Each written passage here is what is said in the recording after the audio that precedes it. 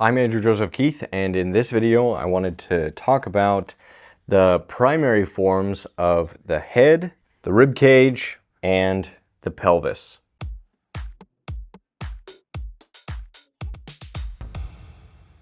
So these features are called the primary forms because they're the first thing that I'm thinking about as a sculptor. But once you have an armature, then where do you begin? How do you start out?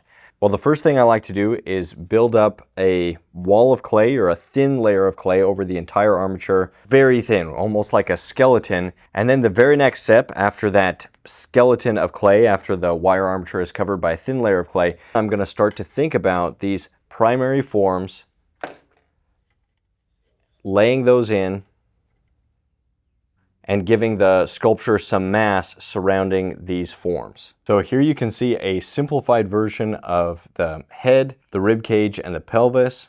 A lot of beginner mistakes start with incorrectly representing these primary forms in a simplified yet accurate way. So that's why understanding them is so important if you want the figure to look and feel right. So let's start off with the most complicated of the three primary forms, which is the head, the shape of the head. And to understand the head in 3 dimensions, it helps to pay attention from the front view, what that looks like, from the side view, and then also from the top view.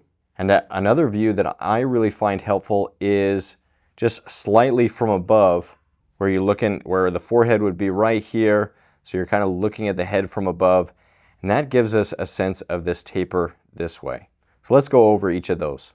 To help you guys better understand the simplification, here I have this skull where I've laid in some of the landmarks, some of the rhythms of the skull that help you to better understand its form. So from the front view, if we try to ignore the details, we have a shape that is the widest up here towards the back, and then tapers as it moves down towards the chin, then is very round up at the top. To represent this, in this simplification, the back of the head is a sphere, a ball right here, with 2 slices removed on either side of the head at the temples, like a slice that's taken out. And if you notice, that slice is kind of tapered towards the front of the face, so it's wider towards the back of the head. So the widest point at the back of the skull is going to be back here. And you can see that if you look at it from above, it's widest back here, tapers from that top view as it moves towards the forehead. There you can see that. Then from the side view, we have the back of the skull, which has a lot more mass than people usually realize. So back here, we have the cranial mass, and here up front, we have the facial mass. This can be thought of as a little blocky triangle shape. And here you can see that block of the facial mass that was added onto the cranial mass of the back of the head.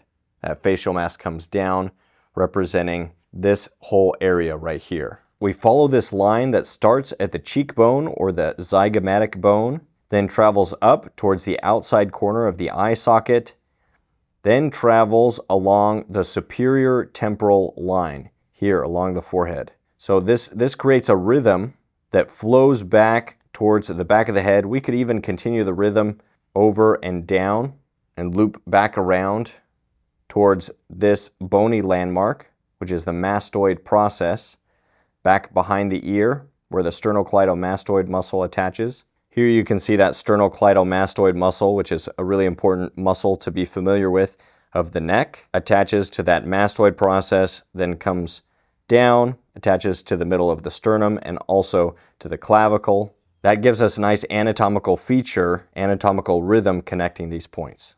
And then we kind of continue this rhythm down towards the canines that are on the outside of what we can call the mound of the mouth or the barrel of the mouth.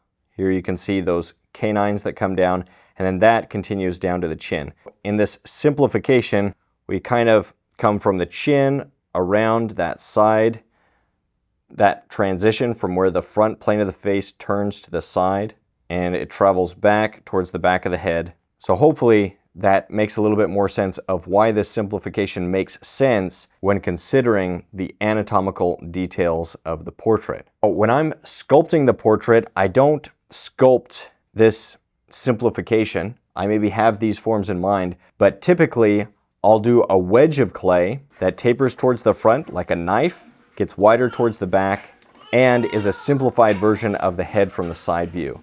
I make sure that it's very thin, and by sculpting this wedge shape, which I call the block in, it makes it really easy to draw in or add on little pieces of clay to indicate anatomical details or features, start to build the bone structure, and sculpt by adding on material rather than removing material, which is always a better way to work when it comes to sculpting. If you like these types of videos, be sure to like the video, subscribe to the channel, and hit the notification bell to be notified on future videos. So I know that's a lot of information for the head. The head is complicated, the portrait's very complicated, but these primary forms are all about simplifying and getting the structure right, and that way we have a solid, accurate foundation that we can build the features on top of.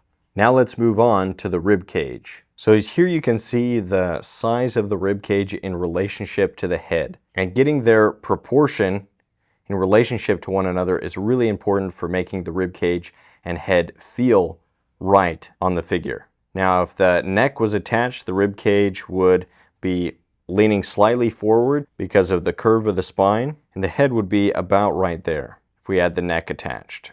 Now again, let's look at it starting from the front view. From the front, the rib cage is an egg shape that tapers towards the top and gets wider towards the bottom. From above, there's another taper that you should be aware of, which is that the widest point is towards the back of the rib cage, and then it tapers towards the front. So it's not a perfect oval. There's actually quite a bit of thickness in the back, a little bit less thickness as it moves towards the front. There's also a little bit of an indent where the spine is on the back. From the side view, the rib cage is also kind of an egg shape, a little bit thinner than from the front view. And then the top of the rib cage, this plane right here, is sliced off at an angle that tapers forward. Like the head is not directly on top of the rib cage, but leans forward a little bit. There's a little bit of tilt to that because of the curve of the spine. So the neck itself is a little bit tilted forward. The arch under the rib cage is typically curved in more in women, or that's at least an exaggeration that artists often add, is that it curves in women and bows out and is more open in men. Now, the rib cage in comparison to the head is a little bit larger in men and a little bit smaller in women, so also keep that in mind as you're sculpting. This is more the proportions of a male rib cage, quite large. So as I'm sculpting, I'm not trying to capture every detail of the rib cage. I just have in mind, okay, the widest point is here towards the bottom, tapers towards the top, the basic shape of the rib cage from the side view, laying that in, and then also the taper from front to back, making sure that the widest point of the rib cage is towards the back rather than right in the middle or towards the front, which can make the figure look strange. So basically an egg shape with a few variations. Now let's look at a simplified version of the pelvis. Here you can see the pelvis and the rib cage in relationship to one another. The pelvis, if the figure is standing relaxed, would usually be tilted a little bit forward, the rib cage a little bit back, and the spine would be curved just a little bit in this lower lumbar section of the spine, connecting the rib cage and the pelvis. For a more simplified version of the pelvis, you can do a box shape, kind of a tapered or rounded box, almost like a box made of gelatin where the corners of the box are squished in a little bit. That works fine, and that's a very simple and effective way to think about the pelvis as you're starting the first stages of the sculpting process. Now, if you want to learn a little bit more about the anatomy of the pelvis, there's a great video on the Proco YouTube channel that talks about the bucket method for representing the pelvis, that the pelvis can be simplified into this bucket shape. So let's quickly go over that from each of the views. So from the front view, it's wide towards the top and tapers towards the bottom. And these 2 points here at the front represent the superior anterior iliac spine, or the ASIS, anterior superior iliac spine. The ASIS points are right here. And this front area right here would be the pubic bone right there. Now, from the side view, we have those ASIS points, And it's also a bucket shape that tapers from top to bottom with a wedge cut out of it. And this wedge represents the front of the pelvis. And from above, it's more oval. And so that's the last angle you want to be aware of, is making that shape of the pelvis more oval if you want to be more anatomically correct in the simplification. But again, a simple box is good enough. And here's a comparison of the size of the pelvis in relationship to the head. And remember that on women, the pelvis will be larger and wider, and on men, it'll be more narrow when compared to the rib cage. Okay, hopefully you find that information helpful and useful. It's something I've gone over before, but it's always great to have a little refresher. Primary forms are really important for understanding the figure, and it's what I focus on before I get into things like anatomy and just after I've captured the gesture and I start actually building out the figure with clay.